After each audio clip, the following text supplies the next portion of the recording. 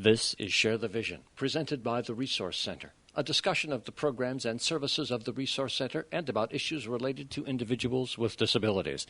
Today, we preview this year's Laurel Run. The event will be happening just 2 weeks from today.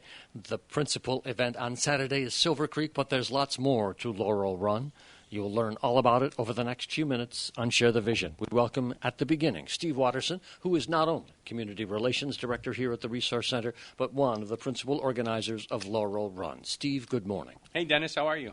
Well, fine, except I'm not sure what I've walked into here, because I've just come here to meet you, Wayne Hotelling, and other members of the Laurel Run Committee at the Resource Center's administrative offices on Dunham Avenue. So I have come in as the second part of a doubleheader. The first part was the Laurel Run Committee meeting, and I understand it got quite energized here. We have a good group of fun, easygoing people, so we try to keep our committee meetings light and not too serious, and we were sharing a few laughs, many of them at Wayne's expense. But as we're recording this, we're 16 days out from the start of Laurel Run, and we have everything pretty much lined up, but still a few loose ends to tie up. Now, this is the 19th annual Laurel Run? That is correct. Now, I just outlined sort of the general schedule for me. We're going to get Wayne Hotelling on here in just a moment. But first, for those who are familiar with Laurel Run, is there anything different in the fundamental time frame or running of the event? No, I think everything's pretty much the same this year as it's been in last year. Laurel Run is a 2-day event. On Friday, July 17th, we do a relay run from our big facility on Jones and Gifford Avenue in Jamestown up to the city of Dunkirk. And then the following day in Silver Creek, which is where the Hotellings live, we have a number of running and walking events. I will have you amplify more of that in a moment, but I want to open the microphone opposite here and bring on Wayne Hotelling. Wayne, welcome back to Share the Visions. Always a joy to see you. Thank you, Dennis. The last time that we encountered you here at the administrative offices of the Resource Center was the day that the primary conference room here was named after your family, and I remember that event fondly, and it was really a wonderful time for you and your wife and Laurel. It was something that was very unexpected and something that we are very pleased to have done, but there are many other families, individuals, and groups that are just as worthy of the recognition that we received, and we just want to say how thankful we are that that happened for Laurel, Elaine, and myself. Your wife, Elaine, has just come back into the conference room where we are conducting this radio show today. Jane Young and Brian Samuelson from the Laurel Run Committee are also with us. But, Wayne, let us take a moment to elicit from you a couple of pieces of information and some emotion. How do you feel as you are about to embark on the 19th Laurel Run? I feel older. Very seriously. It's amazing to look back and think that this much time has expired. And also, I think that something that is very relevant here to Laurel Run is how it has spread and grown and how the people have taken ownership from the Resource Center. Laurel and her friends are very much involved with it, the staff, and as a result, what has happened here, I mean, we have people cheer the relay runners along the way on Friday, and of course these are the high school students and other runners throughout the county who help us to bring the Laurel Run flag from Jamestown to Dunkirk. And there has been so much that has taken place, and during this period of time it's spread. There's the auctions, there's the Laurel's Lap that came out of the committee with one of our members who is no longer with us. But it's just something that has grown of its own, and the offshoots, the roots that have taken place, I think have made it stronger and made it more, I would repeat once again, relevant to the people that it's supporting. Well, and I'm interested in all what you say here, Wayne, because 19 years in, and the word that comes to my mind is resilience, in that you are finding ways to increase participation, to broaden participation in Laurel Run, and to continue to have increased community awareness, even among those people who are not directly participating in one way or another. Let me ask this fundamental question of you. Why do you do Laurel Run? Why will there be a 19th edition of this run this year?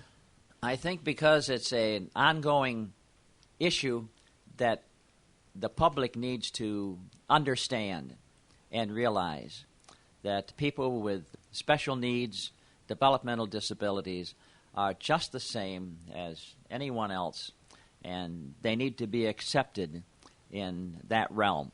And I've used this example many times before, but we talk about people with disabilities. I can't play the piano. Laurel can. Who has the disability? And I mean, all of us can look and, see things of this nature. But we have been so pleased with the community support, and without it, there wouldn't be a Laurel Run. And the way that it has spread, and people have come forward, and it hasn't been anything necessarily that Elaine and I have done. It's been something that's come out of the committee. It's been something that's come from other individuals in the community. And we're just so thankful for the support that we've received through the Resource Center. Without them, I mean, this would really be something that I don't think we'd be celebrating the 19th annual Laurel Run. Your story is well known, at least to the community of people here at the Resource Center, but your daughter Laurel, how old is Laurel now? Laurel, originally when she was born and we found out about all the issues we were dealing with, they told us we could expect probably something like 10 to 12 years. Mm-hmm. February 7th this year, Laurel had her 52nd birthday. Wow. And she has become emblematic, I think, not only through Laurel Run, but through her own resolve as emblematic of what persons with disabilities can accomplish, because she has Down syndrome, and yet she is very much a part of this run, very much a part of her work, very much a part of the Silver Creek community where you live. And I think that it's just not the Silver Creek community, and it's just not Laurel. It's Laurel and people like her friends, that have benefited from Laurel Run, and that was the purpose that Elaine and I had in the beginning in establishing it. So, yes, she was a very, I would say, quiet, inborn type of person, but Laurel Run has brought out the best, and in some cases a little bit more than that at times. She gets a little carried away. But she's a very happy young lady, and living in a group home now and has been for almost 4 years, and very much independent, and just has grown tremendously. And that's due to the services she received here at the Resource Center, and through the help of all the staff, and through her acceptance in the community. It doesn't make any difference where we are. We go out and people will just say, "Hi, Laurel, how are you?" We have no idea who they are. I mean, time and again this has happened. Now, I'm going to offer this microphone to Steve Watterson, and you stay there, too, for a moment, Wayne, because I want to lay out the entire schedule in detail for Laurel Run this year, beginning with Friday, July 17th. Now, I do want to say, this is important at this moment, there may be occasional pauses. Steve Watterson, what is it that, because Wayne's busy eating now, what is it that Elaine brought in? It's delicious. But what is it? Well, it's a cherry cobbler, cherry crumble, cherry tart. Mm-hmm. And so she treated the entire Laurel Run committee. That may have something to do with the atmosphere in this room. You heard me describe how energized it was when I got here. That may have had something to do with it. Absolutely. Now Wayne wonders what she put in. We have to stay focused on the radio broadcast now, because we've got to get through the schedule here. Jane and Brian want to be on. I think Elaine is chomping at the bit to be on the radio, too. I'm speaking somewhat facetiously there. But allow me to get back to something of an agenda here. Friday. What is the schedule for events Friday, Steve, Wayne? Well, the first thing that will happen at 6 in the morning, two gentlemen, Paul Gavin and Keith Gregoire. They'll be back. They'll be back. They are going to run the full 30 miles between Jamestown and Dunkirk, the full 30 miles that encompasses the relay run. So they'll be starting at 6 o'clock from our facility at 75 Jones and Gifford Avenue. Any early risers who want to come down there and cheer on these two guys who are, I don't know what sort of joy they get out of running 30 miles in the middle of July, but they come out and do it, and we're so grateful to them. This year they're going to be joined by a fellow from Belgium named Hans Kuipers, if I'm pronouncing his name right. Hans is married to a woman from Chautauqua County and has participated in Laurel Run before, but he emailed me recently from Belgium and said he wanted to come and do this 30-mile run, which we call the Laurel-thon. And Hans is going to start off at 8 o'clock. About that time, we will kick off our official Laurel Run kickoff celebration down at the Michael J. Raymond Center on Jones and Gifford Avenue. And we'll have some speeches from elected officials and the representatives. And then, as you know, Dennis, we walk as a group up the street to 8th Street, and then the first set of relay runners take off. And what we've done every year is Wayne has reached out to representatives from area school districts, and we get students and faculty members and administrators from different schools to come out and run the different legs of the relay run from Jamestown up to Dunkirk.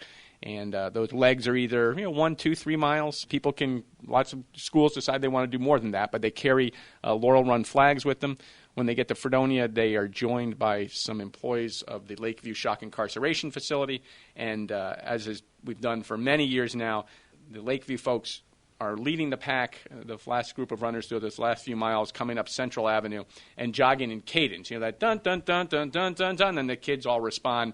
Really is a pretty emotional sight as they make the turn to finish up the relay run down at Washington Park in Dunkirk, where we have a victory celebration from noon to 2 that the city has hosted for us every year. So everyone's invited to the kickoff celebration, to the victory celebration, and if they want to come out and run some legs of the relay or even the full 30 miles, we'd love to have them do that too. So that's just Friday. That's a big enough event on its own. Take us now into Saturday.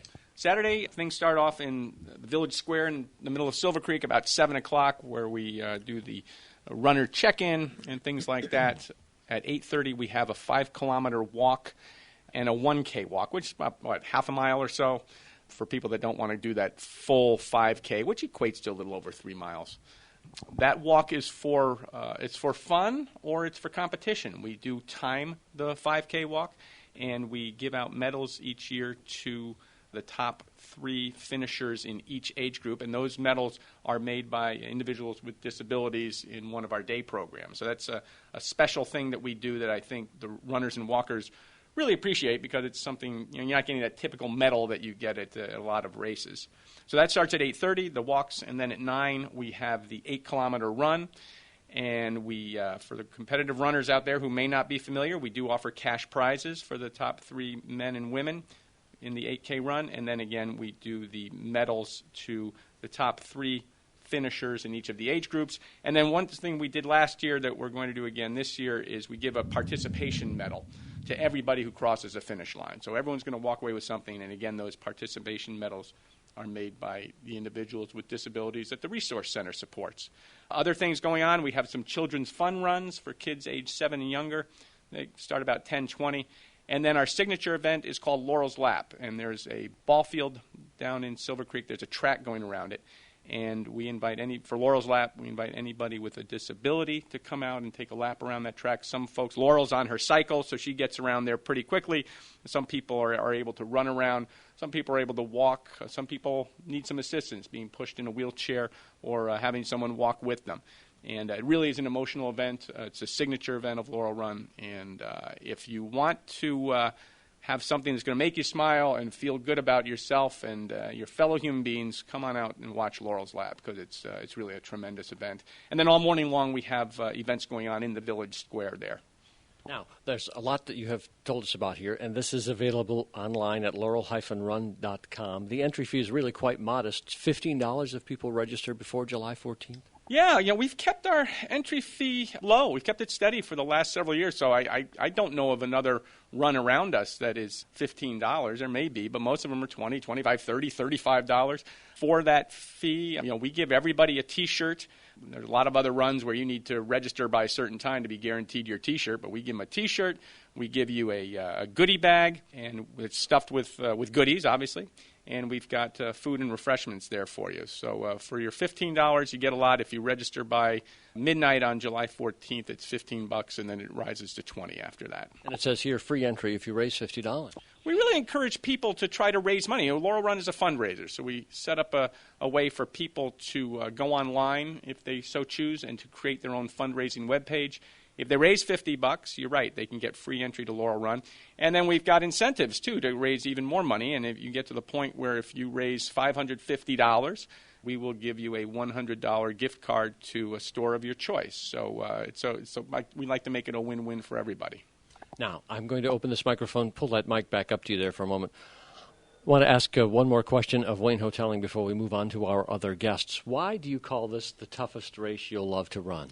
Well, I think when we started out, it's an 8K run, which is just short of 5 miles, and people found out that there were a number of hills involved in the run itself, and runners like to work on and attain personal bests, and it kind of funneled back to us that that's a tough race, and there's another 5K race that's not like that the same day, and I think I'm going to run that. But really what one of the committee members came up with was a motto: we've got to do something here to let people know why this is such a tough course. And number one, if you stop and think about the people that the Resource Center serves and some of the issues that they deal with day in and day out, it's pretty tough. And they do this 365 days a year.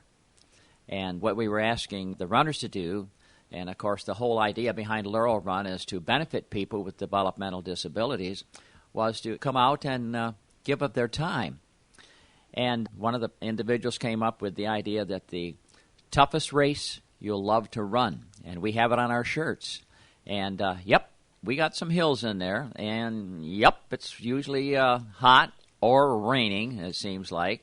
You can tell that by what is happening today. But anyway, that's the reason that it's called the toughest race you'll love to run, and that is you're doing it one day out of the year, and you're doing it for people who face challenges that are probably just as tough and in some cases maybe even tougher every day of their life. So that's the reason for that statement. I'm going to have you shift that microphone over to Brian Samuelson, and as you do that, I'm going to have Steve Watterson introduce him to our audience here on Share the Vision today. Well, the individual that you're about to hear from is a gentleman named Brian Samuelson.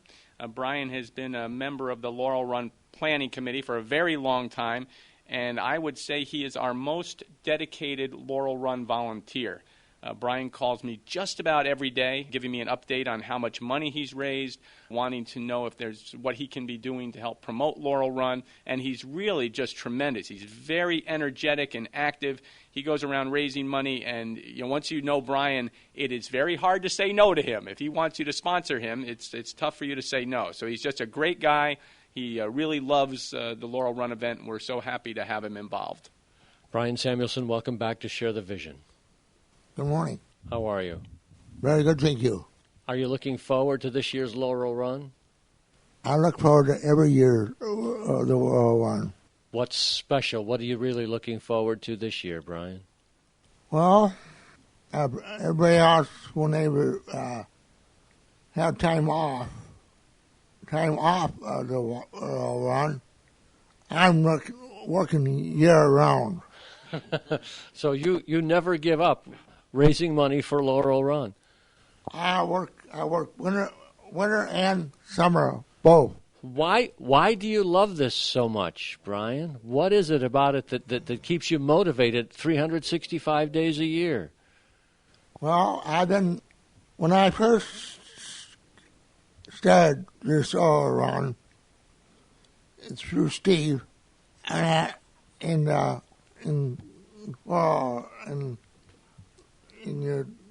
your daughter, and I sought them down to the Resource Center the first time, and all of a sudden, I don't know why, but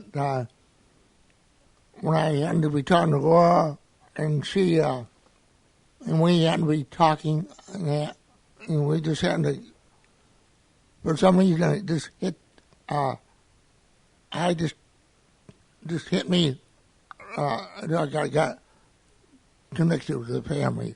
So you really wanted to be involved in this.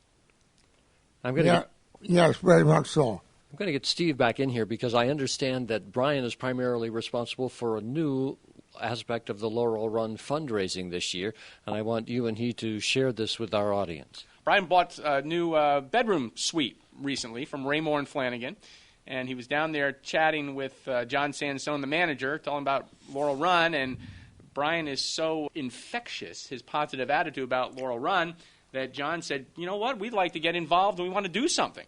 So we had a meeting down there. Wayne and Elaine and Brian and I went down to meet with John and the staff at Raymore and Flanagan. And they have offered and are going to host an event on Monday, July 13th at the store on Fairmount Avenue from 4 to 7 o'clock. We're asking people who haven't registered yet, who want to register, they can come in and register that day. Folks who already have registered can come in and pick up their T-shirt and their goodie bag early on rather than waiting to July 18th to do it. And the plan also is to have some information. I think Wayne and Elaine and Laurel are going to be there so folks can meet Laurel and hear the hoteling story. And there's going to be some demonstrations or some talks on things like exercise and proper nutrition, wellness initiatives that are or information that will be shared with folks who want to come down. So again, Monday, July 13th from 4 to 7 o'clock at Raymore and Flanagan. And folks who do come down that night and make a purchase at Raymore and Flanagan are going to get a 10% off what they buy. So a little incentive for the store to hopefully get some customers as well. Monday, July 13th, Raymore and Flanagan, Fairmount Avenue, not far from Southwestern Drive here in the Jamestown area. What are the hours for that again, Steve? 4 until 7. Congratulations, Brian. Another great aspect of the fundraising and the awareness raising you've put together here. Yes, because it so happened I went down first to purchase a veteran suit down there, and I went back down, talked to him. I took a flyer down, Steve handed me. I went down, and they had Laurel's picture on it, I spent a good hour talking to him alone, and so I went and I talked to him for a good hour.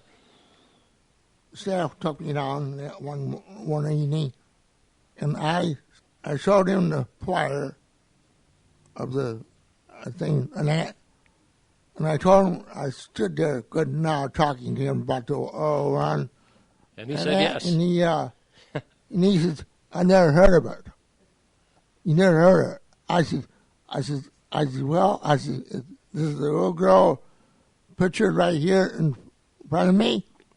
And I said, well, she and her mother and father both I got through them and that. And I said, I just turned around and I said, I'd like to, if there's anything you'd like to do. It was very effective, Brian. Thank you for that very much.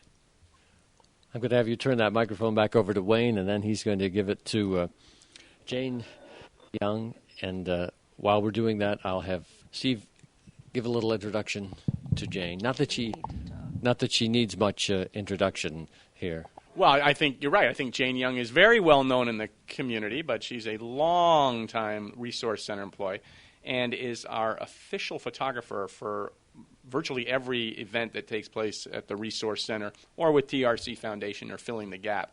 And Jane's been a committee member since probably day one, and is there. She is there covering going along with us on the tire relay run on Friday to snap photos at each exchange as the flag passes from one group of school students to another. So we're grateful to have her, and we're grateful that she wanted to talk on the radio. Jane is an example of one of the employees at the Resource Center who volunteers freely during the Laurel Run period of time. And without her and without that camera, we wouldn't have so much history and so much knowledge about what happens during Laurel Run. So I'd like to let her tell you about it. Jane, nice to see you again. Nice to see you too, Dennis. Are you surviving all the accolades here? I am. Your sense, your feeling approaching the 19th annual Laurel Run, Jane? It's really hard to believe that it has been that long. But if we look back, and we can look back into historical pictures. Which you took. Yes. And some from other people, but it's wonderful. Wonderful to see Brian cheering people on. And the different groups from the Dahabs will come out with vans full of people along the way, as far as Gary with their signs cheering the different relay runners along, too. So we have photos of all of that historically. It's really delightful, and such a contribution you have made to Laurel Run and to really the entire community of the Resource Center with your photographs. So thank you very much for that. Well, it's hard to believe that people appreciate that. As we're doing it, it just seems that's what I would like to do, and my team that I work with is very good to let me do that. And when it comes time to look for something, now who was that? And we can look back and, oh, that's who it was. It's part of the history of the agency. We're coming into the closing minutes of Share the Vision. Elaine is on the other side of the room. I don't know if she wants to be on this or not. I guess she's just going to let her cherry cobbler be her contribution for the day. But Steve, Wayne, Jane, any of you want to mention any of the sponsors or special events aside from Raymore and Flanagan that will be a part of this year's Laurel Run? I would allow you to do so. Absolutely. Thanks, Dennis. Yeah, our major sponsors this year, Quick Fill and Red Apple Food Mart, the Observer newspaper, Premier Consulting Associates, Independent Health, Chautauqua Resources, and New Vision Services. And then there are so many other businesses that are sponsoring us at different levels as well, and we couldn't have this event be as successful as it is without all of their support. You mentioned other fundraisers that are taking place. There are a lot of businesses that are doing some things for us to try to raise some money for Laurel Run.